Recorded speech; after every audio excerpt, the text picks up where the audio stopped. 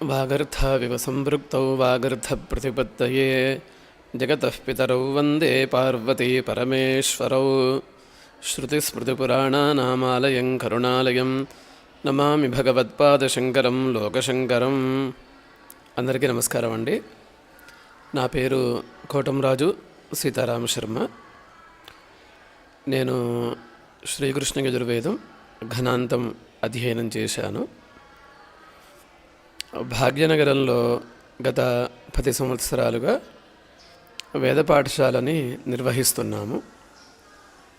శ్రీ వెంకటేశ్వర విద్యారణ్య వేద విద్యాలయం ఈ పాఠశాల పేరు. 2015వ సంవత్సరం నవంబర్ 30వ తారీఖున ఈ పాఠశాల మొదలయ్యింది. మొదట్లో బోడుప్పల్ ప్రాంతంలో అద్దె ఇళ్లలో ఈ పాఠశాల నడుస్తూ ఉండేది.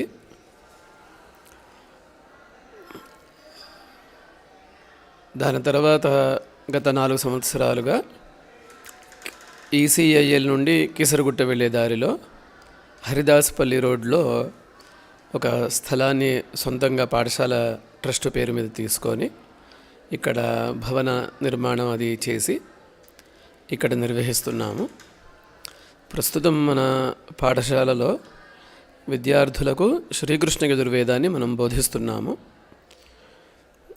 ఈ వేదంతో పాటు సంస్కృతాన్ని కూడా పిల్లలకి నేర్పించడం జరుగుతోంది. మొత్తం ఇక్కడ 50 మంది విద్యార్థులు వేదాన్ని సంస్కృతాన్ని అధ్యయనం చేస్తున్నారు.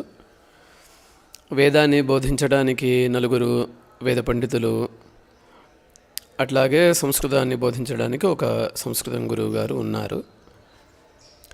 పిల్లలందరికీ కూడా ఇక్కడే ఉండటం, భోజన వసతి అంతా కూడా ఇక్కడే ఉండి జరుగుతూ ఉంటుందండి. ఇది సుమారుగా 10-12 సంవత్సరాలు పట్టే కోర్సు ఇది, ఈ వేదం పూర్తి కావటానికి. వీళ్ళు ప్రతిరోజు ఉదయం 4 గంటలకి నిద్రలేస్తారు. 1 గంట సేపు అధ్యయనం చేసి తర్వాత కాలకృత్యాలు, స్నాన సంధ్యావందనాలు, అగ్నిగార్యం అవి చేసుకొని 6:30 కల్లా మళ్ళీ అధ్యయనాన్ని మొదలు పెడతారు. 7:30 వరకు వేదాధ్యయనం చేసి దాని తర్వాత కింద దేవతార్చన అది ఉంది. ఆదిశంకరాచార్యుల వారు, పరమేశ్వరుడు మొదలైన వాళ్ళు ఉన్నారు. వారికి నిత్యం నమక చమకాలతోటి అభిషేకం జరుగుతుంది. అది అయిన తర్వాత ఉదయం 8 గంటలకే వేడన్నం అది వండేసేస్తారు వంటవారు. అది 8:30 కల్లా ఆహారం తీసుకొని మళ్ళీ అధ్యయనం మొదలు పెడతారండి. 11:30 వరకు అధ్యయనం చేసి అప్పుడు మళ్ళీ మాధ్యాహ్నిక సంధ్యావందనం చేసుకోవటం, 12 గంటలకి భోజనం, దాని తర్వాత కాస్త క్లీనింగ్ అదంతా ఉంటుంది. 1-1:30 మధ్యలో మళ్ళీ అధ్యయనం మొదలవుతుంది. సాయంకాలం 5 గంటల వరకు అధ్యయనం చేసి 5 to 6 ఈ గంట సేపు ఆడుకుంటారు. దాని తర్వాత మళ్ళీ సంధ్యావందనం, అగ్నిగార్యం, ప్రతిరోజు సాయంకాలం విష్ణు సహస్రం పారాయణ అది జరుగుతుంది. అది అంతా ముగించుకున్న తర్వాత రాత్రి అంతా కూడా సంస్కృతానికి సంబంధించిన పాఠాలు జరుగుతాయి. 8 గంటలకు పిల్లలకి భోజన సమయం రాత్రిపూట.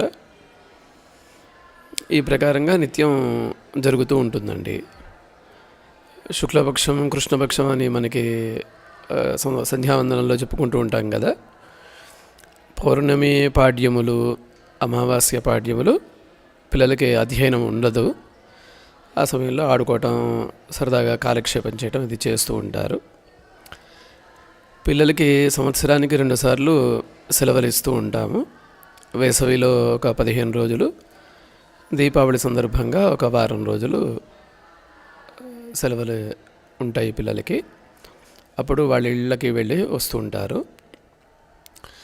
వీళ్ళు ప్రతి సంవత్సరం అధ్యయనం చేసే గ్రంథానికి మనం వేదశాస్త్ర సంవర్ధిని సభ అనే ఒక పరీక్షా వేదికను ఏర్పాటు చేసి 2 తెలుగు రాష్ట్రాల విద్యార్థులకు గత 5 సంవత్సరాలుగా మన సంస్థ ద్వారానే మనం పరీక్షలు నిర్వహిస్తున్నాము.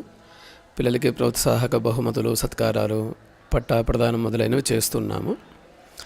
ఈ సంవత్సరం నుండి అఖిల భారత స్థాయిలో ఈ పరీక్షలు నిర్వహించాలనే ఒక ఆలోచన కూడా ఉంది.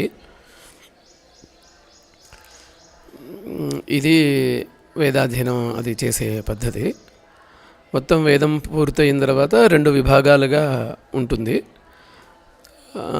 క్రమాంతం అంటారు. సంహిత, పదం, క్రమం, బ్రాహ్మణం, ఆరణ్యకం, ఉపనిషత్తులు ఇవన్నీ అధ్యయనం చేస్తే వాళ్ళని క్రమపాఠి అంటారు.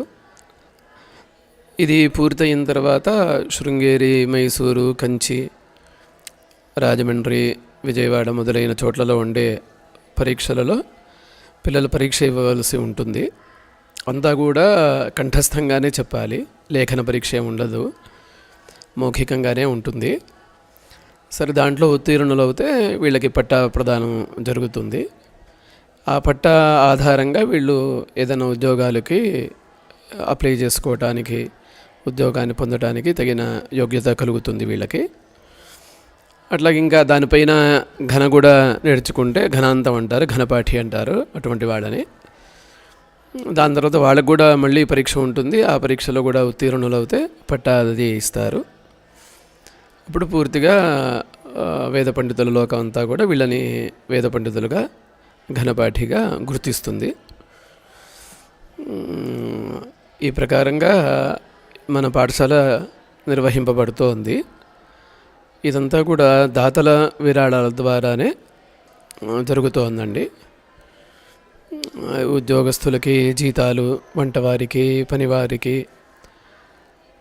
అట్లాగే కరెంటు బిల్లులు మొదలైనవి, గోపోషణ, ఇవన్నీ కూడా మనకి దాతల విరాళాల ద్వారానే జరుగుతుంది. అవే ప్రధానమైన ఆధారం.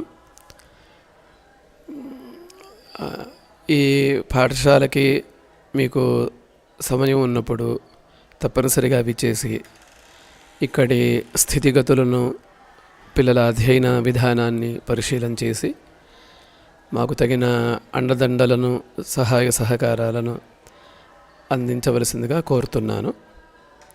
మన సాంప్రదాయాన్ని, మన సాంప్రదాయమైన విద్యలను ఇవన్నీ కూడా మనం తప్పనిసరిగా ప్రయత్నపూర్వకంగా రక్షించుకోవలసి ఉన్నది. అదే అందరి బాధ్యత కూడా. సరే, ఇప్పటికే ఎంతోమంది సహాయం చేస్తున్నారు కాబట్టి ఇది మేము నిర్వహించగలుగుతున్నాము. ఇది దీర్ఘకాలం నిర్విఘ్నంగా, నిరాటంకంగా జరగాలంటే అందరి తోడ్పాటు అవసరం.